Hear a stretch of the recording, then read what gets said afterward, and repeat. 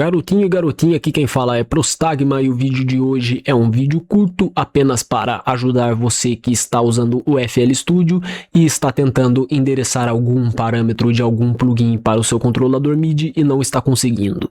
Bom, no caso eu estou utilizando o plugin Studioverse da Waves e ao tentar endereçar para meu controlador MIDI, eu não consigo. Veja só, quando eu clico em algum parâmetro com o botão direito do mouse e clico em MIDI Learn e executo uma ação no meu controlador MIDI, simplesmente nada acontece.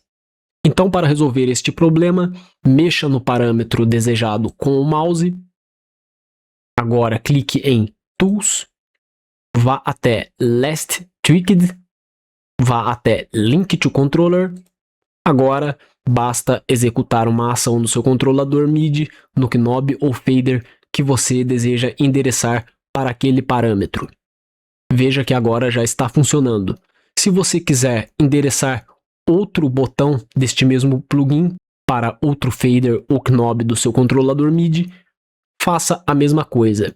Mexa com o mouse no parâmetro desejado, vá em Tools, Last Tweaked, Link to Controller e execute uma ação no controlador MIDI. Veja que agora está tudo funcionando. Bom, esse foi o vídeo de hoje, é coisa rápida, valeu aí rapaziada, sem enrolação. Se te ajudou, deixa um like, valeu, é nóis, Prostagma.